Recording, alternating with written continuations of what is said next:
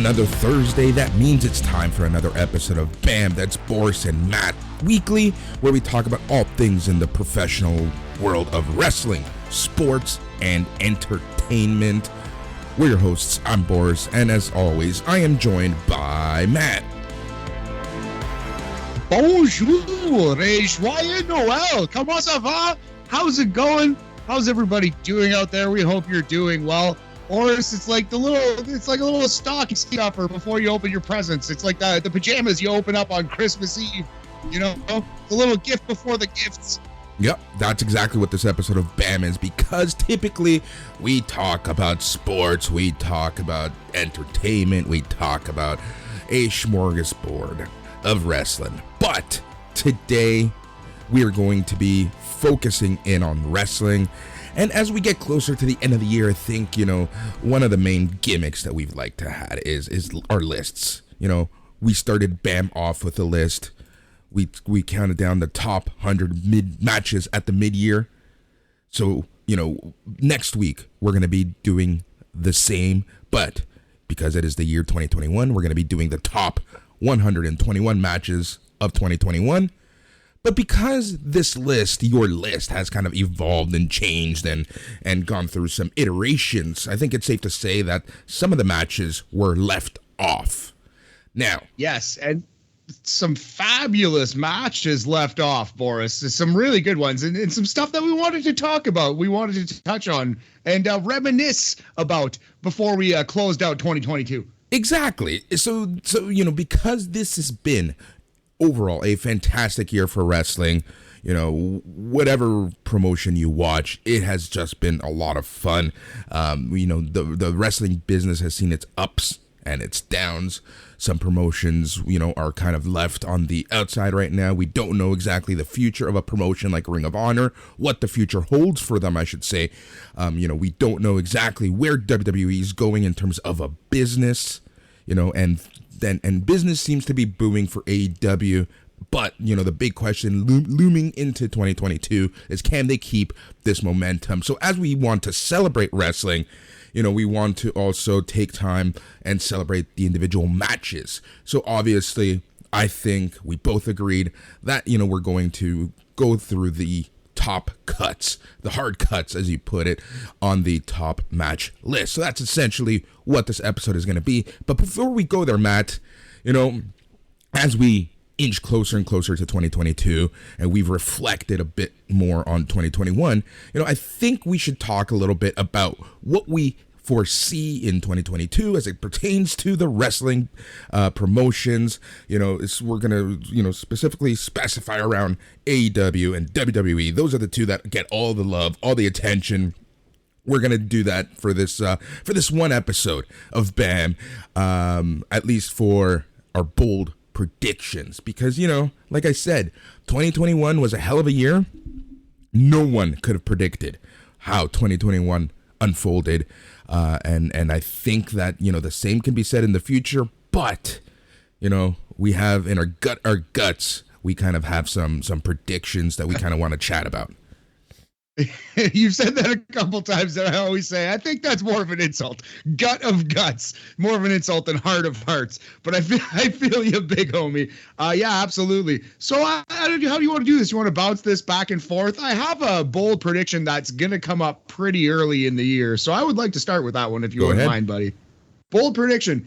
And we've said this before on the air, but I'm sticking with it. I'm putting it here in stone. Johnny Gargano defeats Sammy Guevara for the TNT title coming up very soon. Battle of the Belts, January 8th. I think Johnny Gargano debuts, and he's the first new wrestler to actually win that TNT title. I think he goes on a big run with it. Yeah, I don't think it's going to happen, to be 100%. Like, it's, I really don't. I think he's going to take his time. And, at the end of the day, like I said, I want him as a wrestling fan to end up in AEW, but I just really think that he's going to stay in WWE for one reason or the other. But yeah, that's for sure something that I can see happening, and we'll see exactly where they end up going with that. But it's right now. We're seeing more debuts in AEW, and one can only assume that some more debuts will happen, right? So this leads me into my first bold prediction of 2022, and that pertains to the roster of AEW. We're entering the third full year of AEW. The original contracts are starting to come up, and I believe that we're going to start seeing some more churn, but specifically a little bit of unrest in the AEW roster. I think that as they keep signing people and TV time becomes less and less shareable, I believe that you're going to start seeing a little more internal competition, and you're going to start seeing some people kind of start speaking out a little more towards AEW. I think that the honeymoon phase is essentially going to start running up for AEW in 2022. Okay, fair enough. Do you have a specific wrestler who's going to be no extra sassy? Do you think Brian Cage's wife is going to start popping off on Insta again? And that's the person who I 100% think is going to be the first person to kind of goes from AEW to WWE. You see his name pop up more and more and more, but other people that I can think of are like the Joey Janela's of the world, right? Like the Sunny Kisses of the world. Hell, even the Butcher and the Blades of the world, right? Like these people who could be featured, but are kind of left in the peripherals just because of how huge and talented the roster is. Fair enough. And I don't see Sonny or Joey in WWE. No, I could honestly see the Butcher and the Blade. Whoa, hold on. I'm saying that they're not necessarily all going to stay. This isn't they're just going to jump 100%. Ship to WWE. 100%. I just wanted to clarify that. But yeah, for sure. Well, while we're on the subject of WWE, I have another fairly bold one for you, Boris, because we've seen random partnerships happen a lot on WWE TV. And we've also seen the tag team champions kind of hold the titles for a little bit in WWE, especially on the women's side. They kind of just forget who has the tag team titles, right? So here's my bold prediction. Kevin Owens and Sami Zayn form a tag team and hold a version of the WWE tag team titles, either Raw or SmackDown, for over 6 months. So they're going to have to team up quick and hold those belts for a while. But I think that's part of the reason why Kevin Owens re-signed. I think him and Sami haven't had that main roster tag team run. They haven't had a tag team run really at all in WWE. And I think it's time. This is going to be the run. So this year it's happening. Owens and Zayn, Steen Jericho in WWE, Boris. Yeah, I can 100% see that, especially, as more rumors are circulating about Sami Zayn re-signing. Nothing has been confirmed. We're not going into rumor innuendo, so that can stay on other podcasts, other shows, other channels. But that's another great bold prediction for 2022. Here's another bold prediction from me, and it's one that I think is going to happen a lot sooner rather than later. That is Walter will be part of the main roster in WWE in 2022. Oh, nice, buddy. I'm jealous of that bold prediction. I hope you're correct. I'm cheering for it. Good call. And you know what? We are NXT Talk. We are the NXT Talk boys. This is BAM, but we are the NXT Talk boys. We are the Young Guns. I have a little NXT-related prediction for you, Boris. All right, let's hear it. Both Braun Breaker and Grayson Waller will wrestle on SummerSlam 2022. It's funny because I was actually going to give them WrestleMania. Oh, wow. So yeah, maybe SummerSlam isn't even that bold. Maybe I should bump that up. But I wrote SummerSlam down here on the page, so we're going to stick with that. Both Braun and Grayson featured on SummerSlam 2022. That's a good one. I really like that one a lot. I'm going to go back to the business side of wrestling. And I think that this has been the hottest rumor, the hottest talking point, and that is as it pertains to the sale of WWE. I believe that it officially won't be sold, but at some point within 2022, it's going to be announced that they are taking offers, that they are looking at suitors, that they are sharing their books with potential buyers. I do believe that 2022 is going to be the year where we really start seeing the business side of WWE really change, and who knows what this means for the landscape. But with all of the releases that have happened this year, 80 plus wrestlers or personnel have been released. We're talking both, on screen, backstage, office, right? Like it's just it's been crazy to say the least. And you cannot tell me that this isn't to make the company as lean as humanly possible for a sale. So I think at some point this year in one of the shareholder meetings, we are going to hear that WWE is taking suitors, is sharing their books with potential buyers. I like it. That's bold. It's not too bold. It's realistic. I can see it. I'm going to put you on the spot for a somewhat bold. I want a number. What is going to be the value of WWE? What will they actually sell for when and if they sell? How many billions of dollars, Boris? I think it'll be around 5 to 6. 5 to 6. That is immense. Now, UFC, like in 2016, I want to say UFC went for $4 billion, yep. I believe. Yep. Something like that. So it would stand to reason that in 2023 or 2024, WWE could get 5 or 6 for sure. That's huge. Maybe even more when you consider that they're right in the middle of their major billion-dollar TV deals with USA Network and Fox, right? Like, we have to consider that as well. Yes, absolutely. So yeah, that makes a lot of sense. There's all kinds of money being generated there. I have one final one, actually, just to dip our toes just a little bit, into New Japan. I think Zack Sabre Jr. wins the next G1. There, I said it. Yeah, there you go. Well, that's a very, very bold prediction right there. Sticking with New Japan, I believe that 2022, and this isn't really a bold prediction, but I believe that we will see Okada wrestle in AEW at Revolution in February. Interesting. Does he wrestle Omega? Probably not. If it's in February. Probably not. Interesting. I could see that. I could see Moxley and Danielson both in the G1 if travel allows, if COVID allows. But yeah, man, I think we done good on these bold predictions. Definitely, we'll write these down. We'll track them throughout the year, and we'll celebrate when Gargano wins that title January 8th. Yeah, I doubt it's gonna happen. But hey, stranger things have happened, right? Who would have, let's be honest here. Who would have ever thought that Kevin Owens re-signs, right? Like, if you had told me that Kevin Owens re-signs, I would have laughed at you. But just like Gargano, I honestly thought that he would resign, especially knowing what type of a man he is, how he's looking out for his family, how that is his priority right now. He's not a spring chicken right now, so he's going to go for the bag while his body can. Absolutely, and good on him. Kudos to you, Kevin Owens. Get that bag 10 times out of 10. But just look at how crazy this entire episode of Dynamite. It opened with Adam Cole versus Orange Cassidy. It closed with Darby Allin, CM Punk, and Sting in a match against FTR and MJF.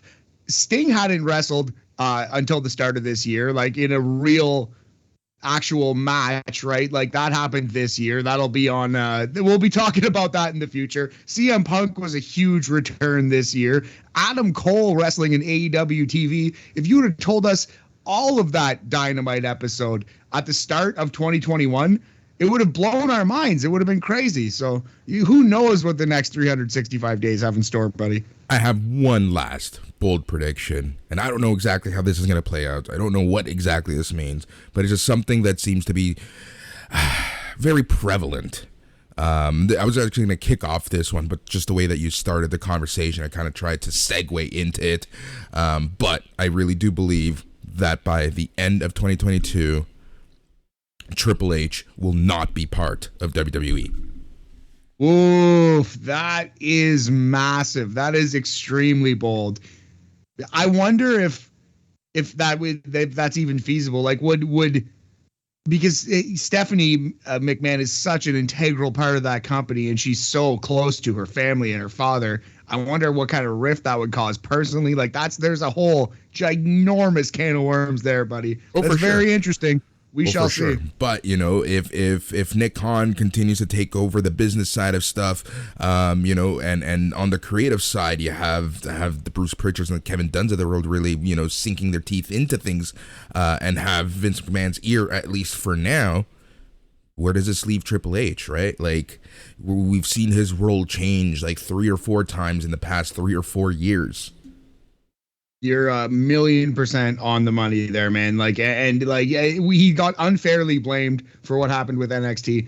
It's not his fault. I think it's proven that his brand of wrestling can draw money, can produce incredible matches, and yeah, I'd like to see him get a chance to run a major wrestling company, because I think he's proven to be a success, and it was a massive overreaction to kick him out of his position. Yep.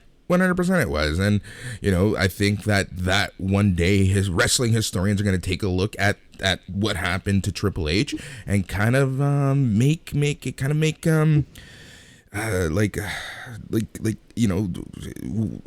textbooks will be written about this. Exactly.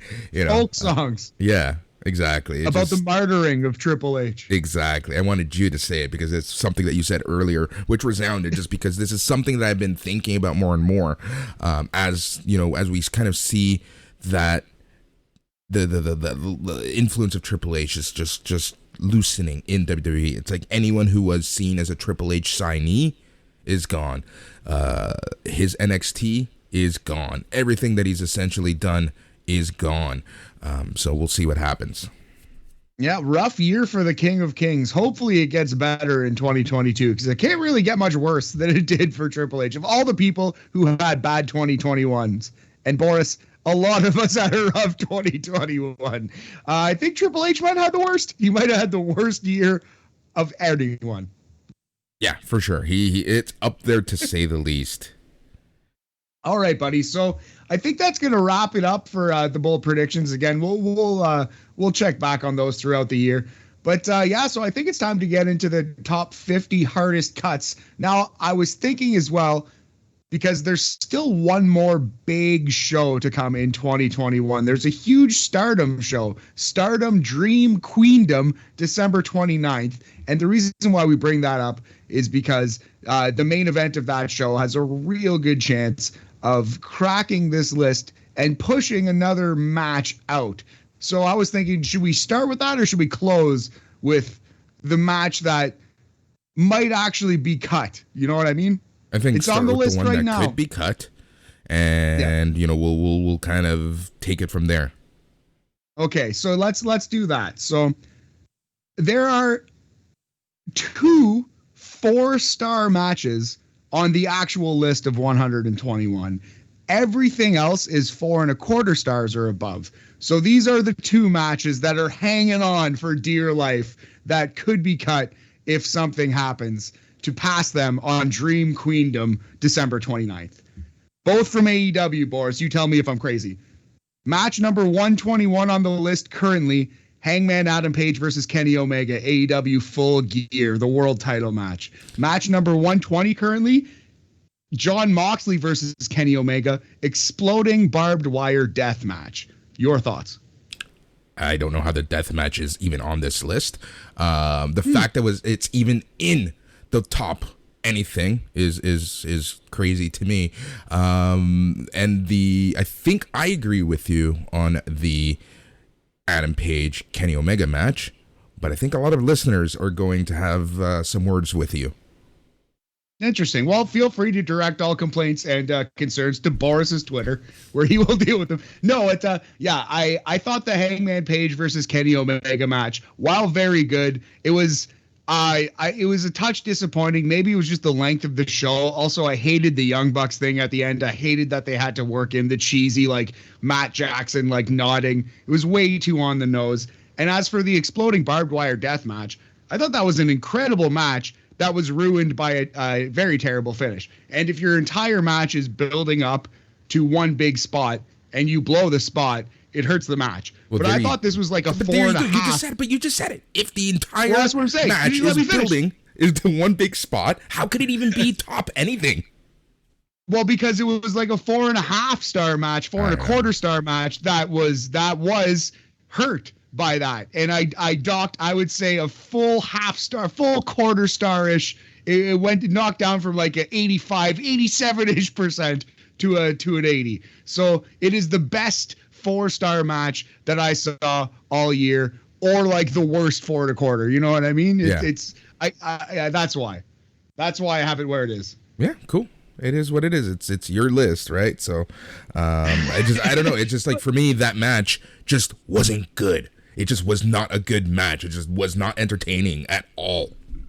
Fair enough, man. It wasn't everybody's cup of tea. Yeah. And I can't argue that the ending completely blew it, but I thought the match was incredible leading up to that. So anyway, those are the 2 matches at 121 and 120. There's a good chance that 2 matches on Dream Queendom are good enough to push those both off the list. So I wanted to start with those. Those will probably be actually the 2 hardest cuts. Yep. All right. So let us get back to the rest of the hard cut list. We're going to name off 50 matches. Let the listeners know what order we're going to go in. I know you kind of want to do a random chronological, correct?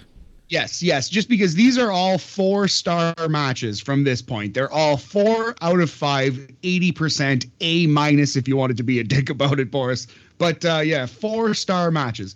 And so I figured it would just be easiest to just kind of go in chronological order rather than kind of rank all these things. Just celebrate the great year of wrestling that we had. And then we're going to be dicks about it and rank them all next week, 121 to 1. Yep. Go ahead. All right, so starting with from January 3rd, 2021, Suwama versus Yuma Aoyagi. It was for the AJPW Triple Crown Championship from All Japan New Year War Night 2. So New Year's War, it's usually a solid show.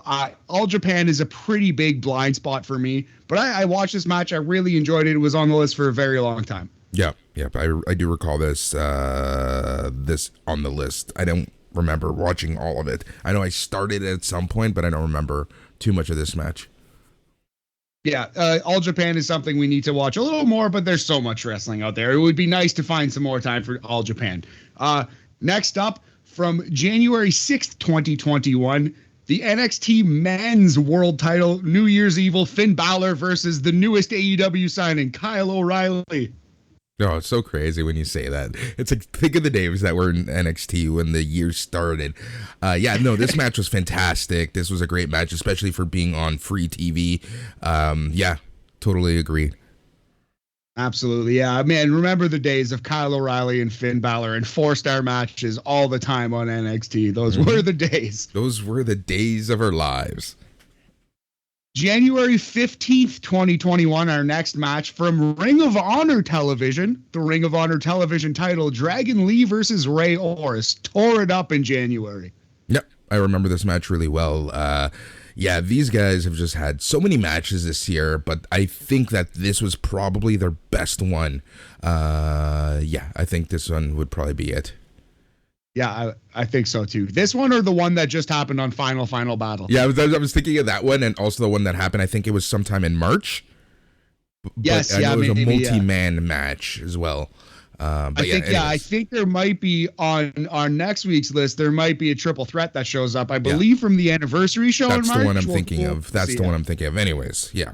Continue. So this next match was similar to our 121 and 120. It's a 4-star match with a giant flaw, and that's from the Royal Rumble 2021, Last Man Standing, Kevin Owens versus Roman Reigns. This was an awesome match. Kevin tried to kill himself, as he does in every single WWE pay-per-view match he's ever been in. But if you remember the handcuff spot, you'll know why we couldn't really put it on the list, unfortunately. Yeah.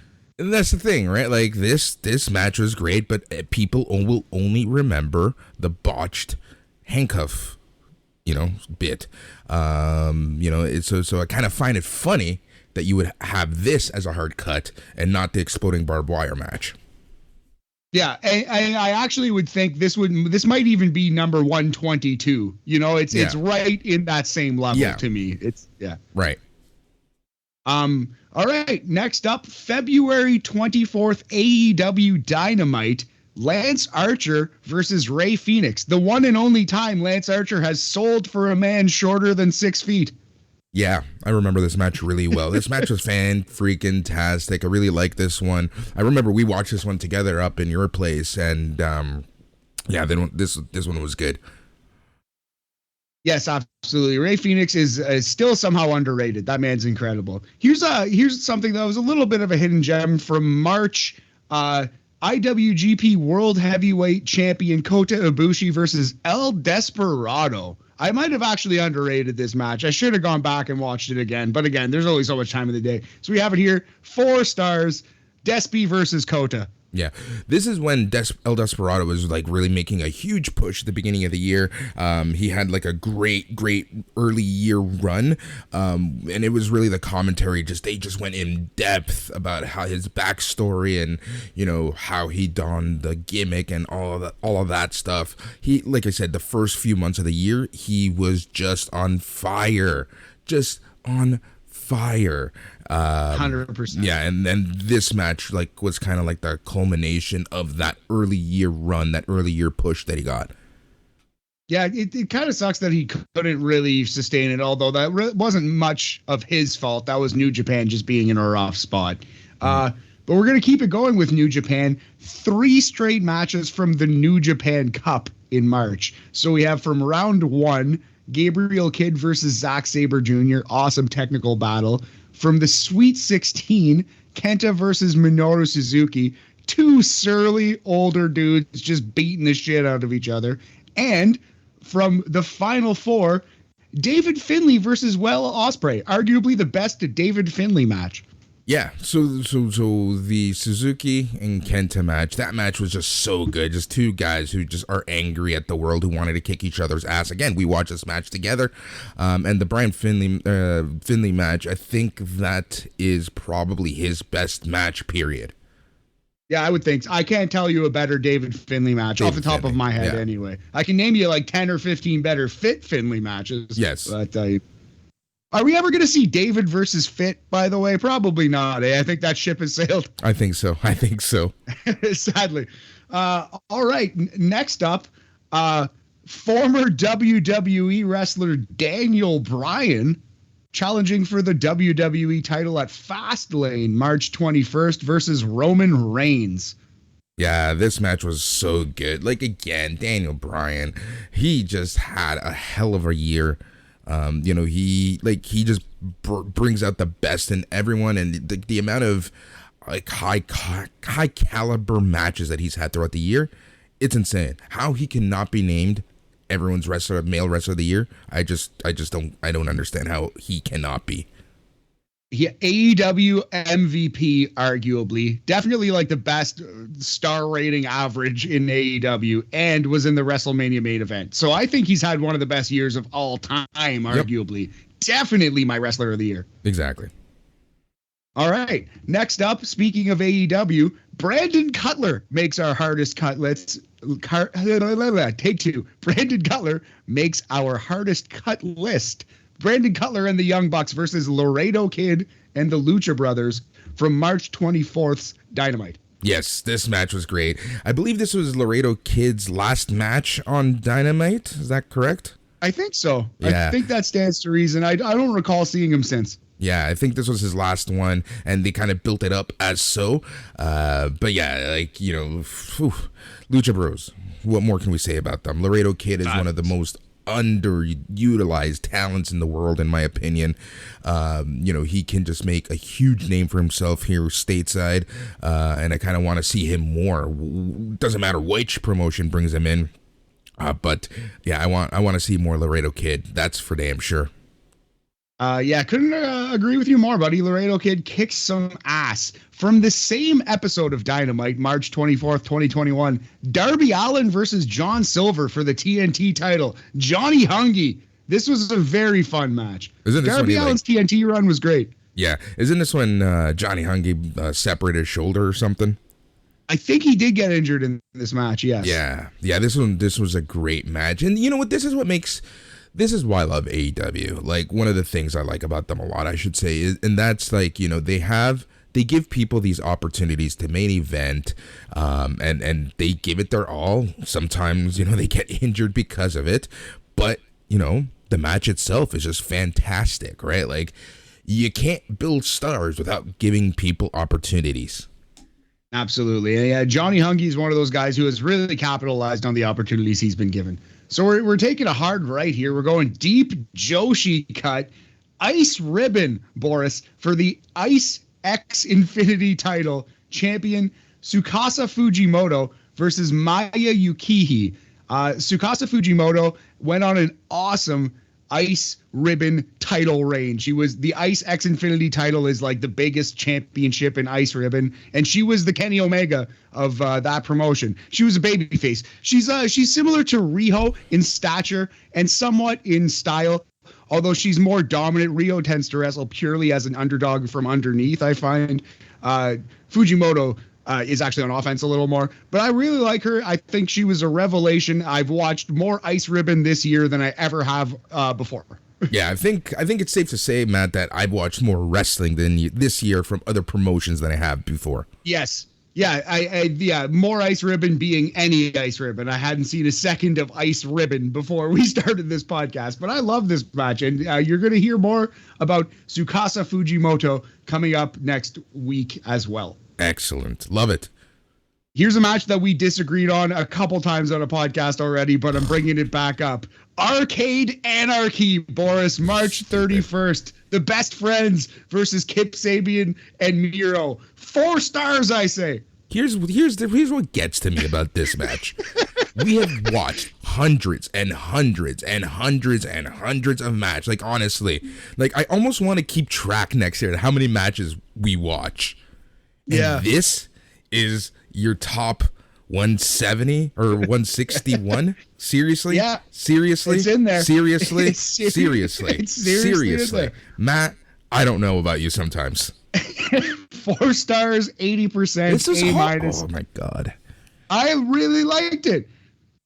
Chris Stadlander, she jumped out of the alien claw machine from Toy Story. Who couldn't love that, Boris? It was good. We need a new way to decide these lists. I'm not giving you full rates on these anymore. Come on, you can disagree with one or two. I'm joking. I'm joking. Feel free to submit a list as well, buddy. But anyway, no, that's fair enough, man. I accept all disagreements. But all right, moving along, buddy. We have a couple selections from NXT Stand and Deliver. NXT TakeOver Stand and Deliver. That was from April 7th, 2021. So we have Io Shirai versus Raquel Gonzalez for the women's title. And we have the Gauntlet Eliminator match. How's this for a list? Bronson Reed versus Cameron Grimes versus Dexter Lumis versus Swerve Scott versus Leon Ruff versus LA Knight. Yeah. Oh, man. You see, Stand and Deliver, in my opinion, was the end of NXT Black and Gold. It really was, right? Because remember, that's a couple weeks later, not even a couple weeks, a few days later, they moved to Tuesdays, and then it was just a build into NXT TakeOver 36, which was, in my opinion, the end of NXT Black and Gold. But man, yeah, no, this... Do you remember Stand and Deliver night 1? Just how pumped everyone was. That night was just masterful, just beautiful. Yeah. That was the last night. That was the last night. TakeOver was beautiful. That was the last TakeOver. That was it right there. That was the last one. Yep. Oh, that's sad. All right. But moving on, we had from NXT TakeOver Prelude, Heritage Cup rules, Noam Dar versus Tyler Bate. I love a Heritage Cup match. Boy, I love a Heritage Cup match. Yeah, same here. These Heritage Cup, pure rules, whatever, anytime that you can change up wrestling just a little bit, I'm a huge fan of. The only thing about the Heritage Cup that I don't like is that it's a best 2 out of 3 falls. And the only reason I say that, Matt, is because, I've said this on a few podcasts in the past, and I'll say it again. The issue that I have with 2 out of 3 falls is this, that the first fall typically happens so fast. So you're telling me, unless you work it in and you build your match in such a way that first fall was not a fluke or just something, you worked it into the story somehow. You're telling me that if this was just a regular match, the match would have ended within 3 or 4 minutes. Yeah, exactly. That makes a lot of sense, and I can't argue that. But yeah, man, it's just something you accept. And a lot of these matches do a good job of it. A lot of these Heritage Cup rules, but it's 2 out of 3 falls, and they have the rounds, so there's a lot of stoppages in play. But I still like them. They feel like sports, and they're always wrestled by great wrestlers who you take pride in their work, and it's just a really good production, usually, in my opinion. Yep, agreed. All right, so next up, we're at WrestleMania 37, and we have a couple of 4-star matches, I thought, from that card. The awesome, hard-hitting Riddle versus Sheamus match from night 2, and the fabulous, underrated Cesaro versus Seth Rollins match from night 1. Yep, so the Riddle Sheamus match, that ending is still something. Oh my God! Like it just rings through my head every time I think of WrestleMania. Like, that's one of the highlights of WrestleMania for me. And the other highlight of WrestleMania for me was the entire Cesaro-Seth Rollins match. Like, this is what gets to me about WWE, man. You finally give the guy a shot. The guy takes it. He gives you absolutely quality matches. And by the guy, I'm talking about Cesaro. Gives you quality matches. And then you just end his push. Just like nothing ever happened. It was so funny because we were hearing rumors that Brian Danielson, had been added to the creative team or was pitching in with ideas. And as soon as we were hearing those rumors, Cesaro got a push. And then as soon as Daniel Bryan left WWE, Cesaro's push ended. It's kind of funny how that works. It is kind of funny how that works. Yeah, craziness, eh? All right, moving on, Boris, to your favorite, your boy, Santos Escobar, Santos El Idolo, for the Cruiserweight title versus Kushida, NXT TV, April 13th, 2021. Yes, this match is incredible. This match is so freaking good. Man, it's criminal what NXT is doing to Kushida right now. Absolutely criminal. And let's put a little pin in that because we'll be talking about those guys again in about 5 matches. But moving on, Darby Allin versus Jungle Boy for the TNT title. That was from April 21st, 2021, Boris. That was a pure white meat baby face battle. Darby versus Jungle Boy. Yeah, I remember this match. This match was a lot of fun. What else can we say? It was good. Like, and I will give them credit, both of these guys credits. They're both on the younger side, on the greener side for national TV, right?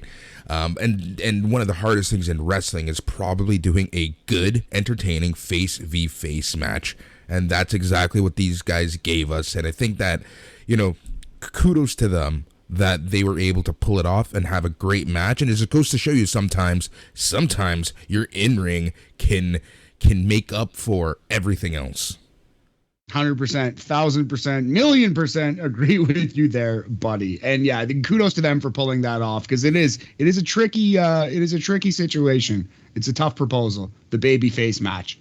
Next up from NXT TV, April 27th, 2021, it was a trios match. Your boys, Legado del Fantasma versus MSK and Kushida. Kushida versus Legado. Yeah, this match was a lot of fun. The MS Kushida stuff was funny. Yeah, man. Yeah, just like, again, like, think of the quality matches that we used to watch every week in NXT. No wonder a lot of people... We were spoiled. And you know what? I think the casual fan was spoiled. And that's why NXT 2.0, the Rainbow brand, gets so much hate. Some of it deserved. A lot of it, in my opinion, undeserved. Yes, we did that rant on the podcast this week. Feel free to check it out at patreon.com/SNME radio. Boris, we're heading into May and New Japan Wrestling Dontaku Night 1 for the never open weight title match. Hiroshi Tanahashi versus Jay White. The Switchblade. Hiroshi Tanahashi versus Jay White. I'm trying to remember this match, trying to place it and kind of like what I was doing in the year. Yes, I did. We watched this match together. I remember this was a random night, a random afternoon that I went upstairs and we just watched some wrestling. I do remember this really well. Yes, this match was good. Man, Jay White, he is so freaking good. I hope we see more of him on our list both this week and next. We definitely will next week. I'm not sure if there's any more of him on this particular iteration, but there's definitely some Jay White in the top 121 for sure. Next up, Boris, another Kushida versus Santos Escobar match. This time, 2 out of 3 falls for the Cruiserweight title. That was May 11th. We gave that one 4 stars as well. Yeah, man. These two could have had an epic feud throughout NXT, right? And then this is the thing. It's one of those, I think we're going to start seeing this a little more. But one of the things that I really hated about NXT and the transition to the main roster is how everything becomes uncanon. How everyone needs to forget about what they did before they reached the main roster. Because you could have had some amazing built-in feuds for some people. I'm mainly thinking about the women, right? The Bayley Sasha Banks. You had the Asuka Bayley. You had, some amazing feuds that could have been used on the main roster. And I still think that, Kushida and Santos could have been the male version of that. And they could have just had some absolute wild matches on the main roster. Yeah, it's not necessarily too late, but it will never happen, and that's sad. I 1,000,000% agree, buddy. I just wish we still got to see this Kushida and not jacket time Kushida. But I digress. Next up from WWE Raw, Boris, a Raw match on our list, May 24th. 2021, Matt Riddle versus Xavier Woods. This match was awesome. Xavier Woods rules at putting matches together. There was a ton of unique cool little spots in this match. It didn't go much longer than 10, maybe 15. I don't think it was even close to 50 minutes. I think it was like 8 to 10 minutes, and it was just an awesome little match. Matt Riddle versus Xavier Woods. Raw, WWE Raw, May. I remember this match. I told it's funny. I randomly caught Raw this week or that week, and it was such a good match. And I'm like, Matt, you need to watch this match. You're gonna love this match. And it's the unfortunate part, right? I feel like in WWE in general, SmackDown I tend to watch a little more and give it more of my time. But Raw, I just can't, man. I just can't watch it. I just cannot give it, even without commercials, even fast forwarding, because I will fast forward through some matches sometimes, and I feel like we are not giving WWE the service it deserves because and not the company, the performers, because the in-ring in WWE has never been the issue.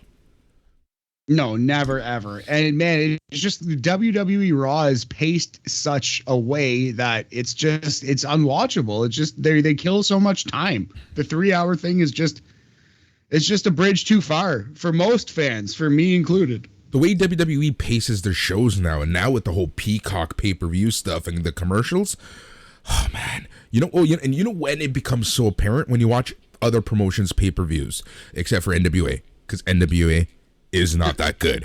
I'm mainly referring to AEW and their pacing, but the pacing of the Final Battle show, ROH Final Battle from just a few weeks ago, dude, you literally went from the 3 count to a sent-in video, and the match is like basically here we go. I actually could use a little more downtime, but yes, I agree. Yeah. I would rather watch ROH than NWA any day of the week. I think their pacing was closer to what I want for sure. Yep. All right. So next up, we have 3 matches from the AEW Double or Nothing card, May 30th, 2021. So we're starting with the buy-in, Riho versus Serena Deeb. That was a very strong match, one of the better buy-in matches you'll ever see. Then I believe the opener was Adam Page versus Brian Cage, Page v. Cage. And then here's one that might be my most controversial cut of all. Eddie Kingston and Jon Moxley versus the Young Bucks. No. I still thought it was a great match, but I thought it was a little too long, a little boring, a little self-indulgent. It wasn't the the all-time great match that I heard some people call it. Yeah. I still think it was great, but I wouldn't even put it in my top 121 this year. Yeah, so the issue that I had with Double or Nothing, so there's a couple things with anything that came out of Double or Nothing. I don't think you remember this weekend. This was Boris's super bender weekend from the summer, if you remember, like the really bad one in May. Do you remember this one? I, off the top of my head, I don't. Your benders blend together for me, buddy. No, this one was like... Your benders are all a blur. Yeah. Oh, no. No, this one was just like basically from Friday afternoon until Tuesday morning. It was just like, boom. Just, I ran wild. So I didn't watch this show until Monday. Hungover as all shit. Gatorade in my hand. Looking at my phone, seeing the texts that I sent and were sent to me, just thinking, oh, that's going to take a lot of work to repair. Oh, hilarious. And you got treated with this Double or Nothing show. I remember liking it a lot. It felt like a concert, felt like the crowd was back. That's wrestling what it was. It was wrestling was love again, and it was all a beautiful Yeah, you were all fest. self-indulgent on this pay-per-view. Like, I remember you were like on a high after watching this pay-per-view. You were texting me, and I'm like, dude, I don't know what's going on right now. But anyways, the point I'm trying to make, short story long, is that a lot of the matches from this pay-per-view, I remember and I know that they're good, but I just can't place them how I can place other matches. That's the point I'm trying to make right now. Fair enough. And yeah, you were definitely in an altered state. I can see why, buddy. Yeah, fair enough. All right. Well, coming up next, we have a batch of NXT summer fun. The Great American Bash of NXT here, if you will, starting with June 3rd, NXT UK TV, Boris. Ilya Dragunov versus Noam Dar, two of our favorites. Yes, this match was beautiful. This match was great. I'm surprised that, I'm sure that NXT UK matches are going to end up on the actual list. Yes. But it's crazy that, we haven't really talked much NXT UK just yet. I'm even more shocked we haven't talked about NWA just yet. There's actual, we'll cross that bridge when we come to it. Next up, 3 matches from NXT TakeOver In Your House 2, Boris. We're going to start with the winner take all trios match, tag team and North American titles. Legado del Fantasma versus the colossal Bronson Reed and MSK. We also had the ladder match, Cameron Grimes versus LA Knight for the $1 million title. And we also had one of the hardest matches I've ever had to rate.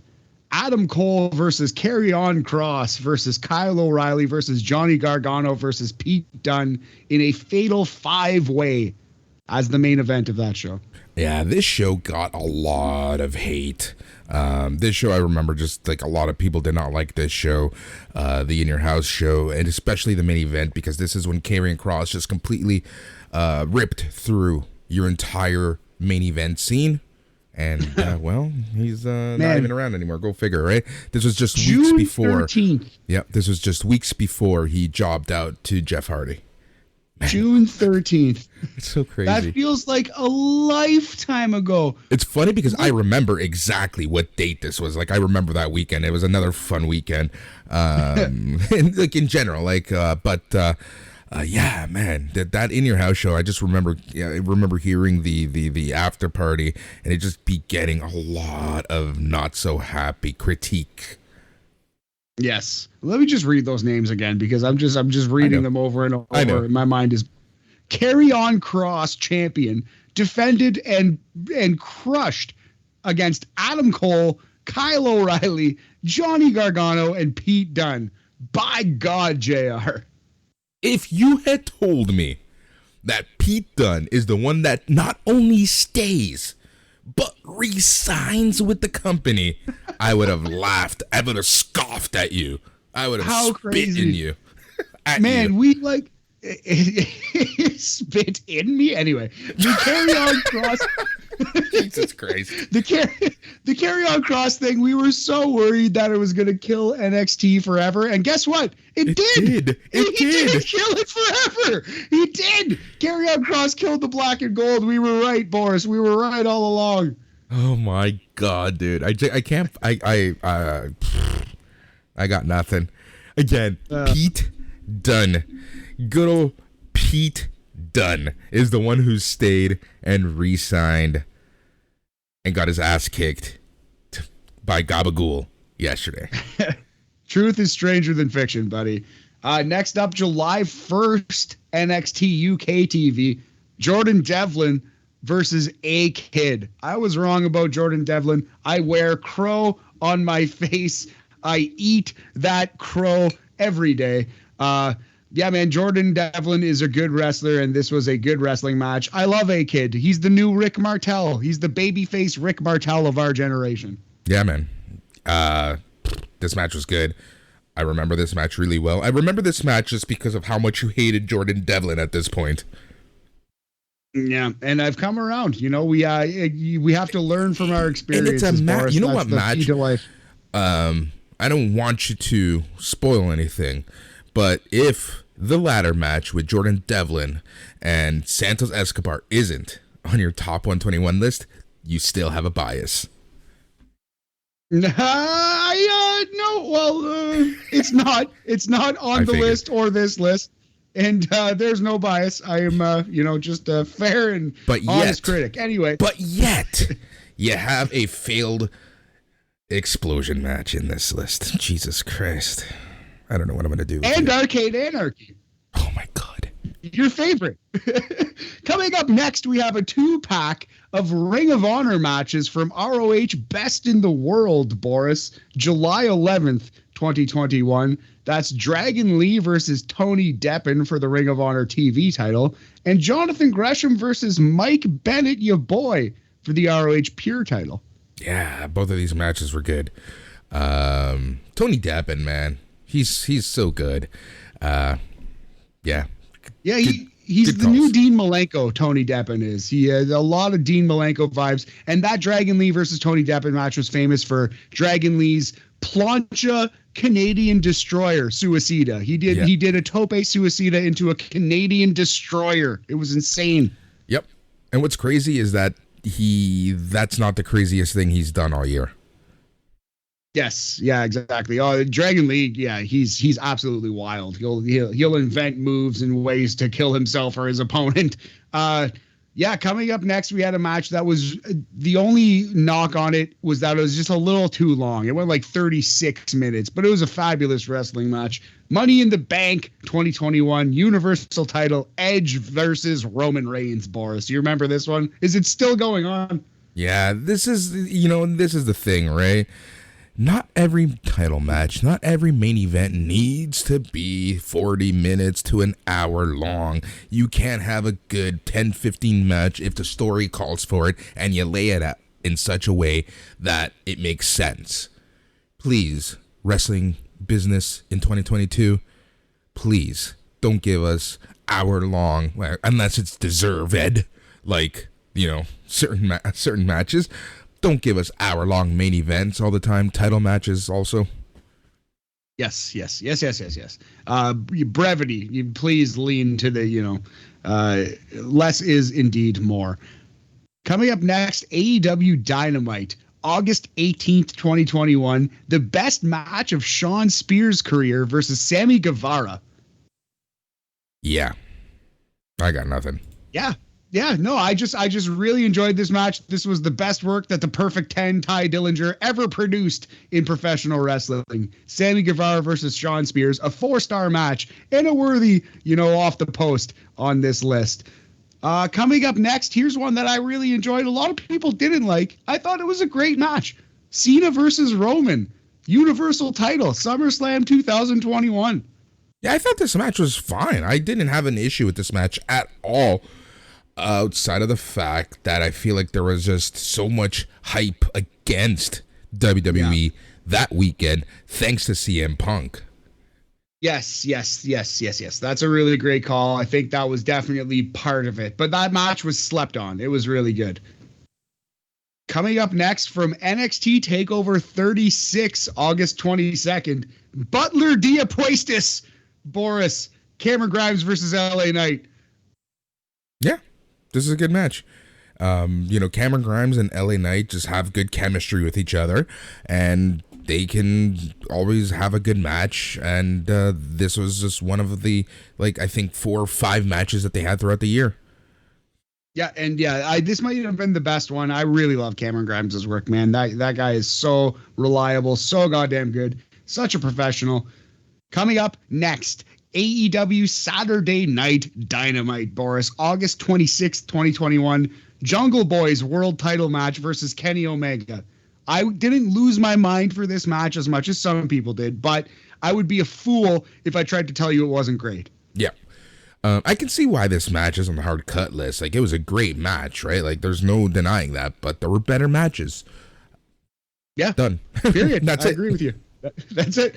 All right, Boris. Next up, we have NWA Match of the Year, and the only time that NWA is showing up on either list. Can you guess what the match is?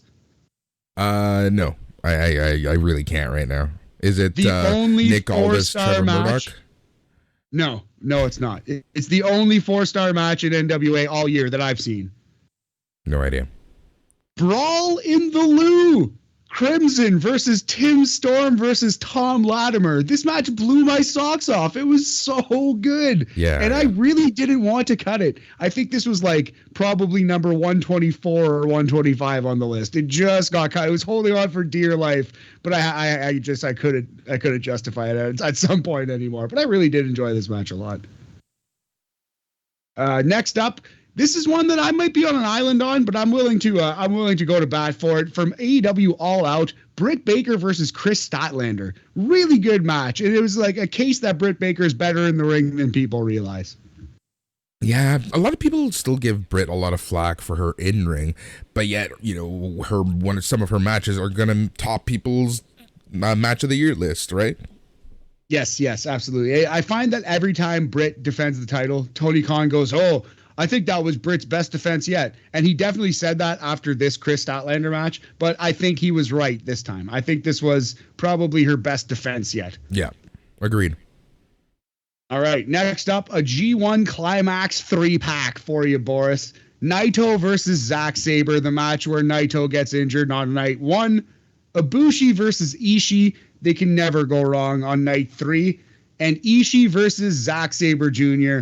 on night 9. All 3 of those matches were on the list at some point, but they weren't long for the list. They got cut pretty quick. Yeah, man.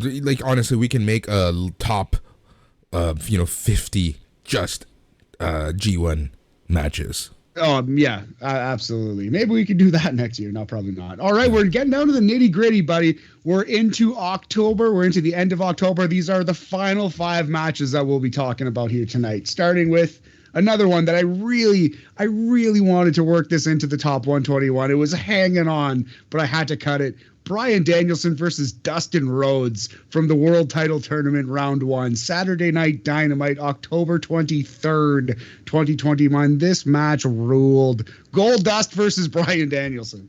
Yeah. This match I watched Sunday at 7 in the morning. And I was just blown away because I had 0 expectations for this match. I had less than 0 expectations for this match. And, this match was just a lot of fun.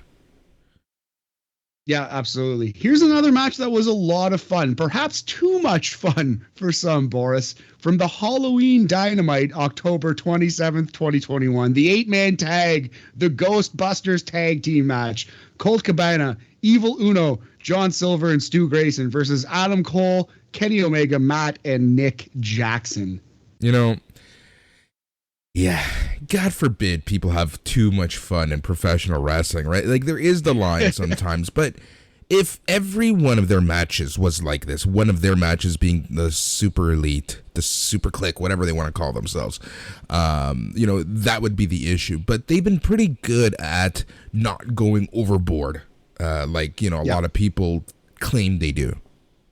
Yes, I agree with that. But this was overboard. This was so far overboard. This was many leagues under the sea overboard. The only reason I accepted this match, as insane as it was because it was Halloween. Exactly. It was a Halloween party. I thought it was great, but also I didn't lose too much sleep about cutting it off the main list either. But I do think it deserves acknowledgement. The Halloween tag match, really good. All right, next up, World Title Eliminator Final from AEW Full Gear. Bryan Danielson versus Rusev versus Miro Machka. Dude, this match was great. This match was fantastic. Like, honestly, it just goes to show you the style difference between AEW and WWE. And it just goes to show you, like, when you allow people to just go, they can give you some beautiful wrestling. Absolutely, man. Absolutely. Because we've seen Bryan Danielson versus Miro a number of times, and I don't remember it. But I remember this one, and it'll stick with me for a very long time. All right. Coming up next, our 49th of 50 matches that we're covering here. And maybe I'm wrong about this one. Wrong is obviously, that's not the right term. Maybe I'm on an island with this one as well. Tell me if I'm crazy. Becky Lynch versus Charlotte Flair from Survivor Series not too long ago, about a month ago. Was that not an awesome match? It was the best match of the night. This match really, considering that The Rock didn't show up, considering that nothing happened in the main event, this match really should have closed the show. Yeah, I couldn't agree with you more, buddy. It really should have. The decision to open the show with it was interesting. It got me to watch the first couple minutes of the show, but at the same time, I tuned out of it pretty quick thereafter. Yeah, and exactly. That was the right decision. Yep, agreed. All right, and the 50th, chronologically, the most recent cut, if not the hardest cut, NXT War Games match, Boris. Team 2.0 of Braun Breaker, Carmelo Hayes, Grayson Waller, and Tony D'Angelo versus Team Black and Gold, Johnny Gargano, LA Knight, Pete Dunne, and Tommaso Ciampa. 4 stars, just like every other match on the list tonight.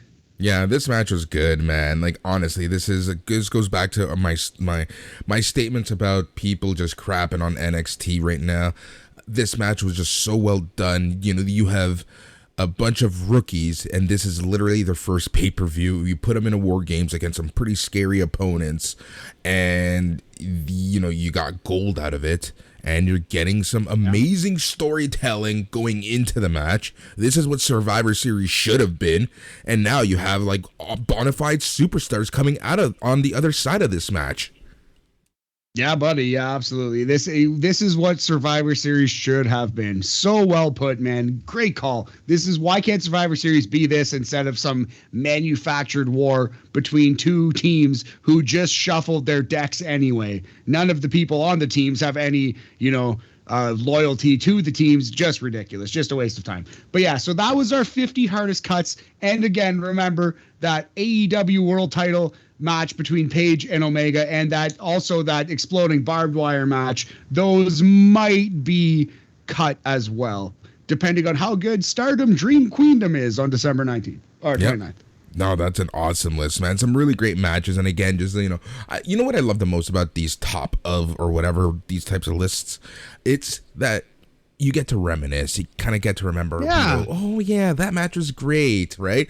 Or like in my case, you just remember where you watched it, when you watched it, with whom you watched it, what was going on while you watched it. You know, there's just a lot of reflection that happens when we talk about this stuff. So that's why I really love these lists. And again, like we said at the top of the show, I think that 2021 has been a great year for professional wrestling. And, you know, there's a lot of still possibility. The possibility of having great matches is still there. And 2022, man, I am so excited for 2022 and the wrestling business as a whole. Whether you're a fan of WWE, AEW, NWA, it doesn't matter. Wrestling is back with a vengeance. Electric Boogaloo. 100%, man. It's a great time to be a wrestling fan. Really exciting. There's too much to consume. You could be the hippest wrestling fan of all time who doesn't watch any mainstream wrestling at all and only wants to watch like deep puro and independent wrestling shows, and you'd still never be able to watch it all. It's just so much wrestling. So I hope we did a good job on this list. We're always open to suggestions. Hope you like this format, because we're coming back with it next week for the top 121 of 2021, buddy. That's right. And if you are a patron of SNME, you have all of your regular shows coming. If you're listening to us from the BAM feed, well, you should think about becoming a patron for SNME because you get one wrestling show a day, all for just $1 per week. And you can join at patreon.com/SNME radio. If you want some SNME radio or some NXT talk merch, go to ballergear.ca and the collection is SNME radio. Man, I cannot wait for the list next week because there's some matches that I thought we would have talked about, remembering the list at the mid-year, and I'm really excited to chat and continue our reflection on the year that was 2021. He's Matt. Yes, sir. I'm Boris. Thank you for listening, and goodbye. Long live Arcade Anarchy! Yay!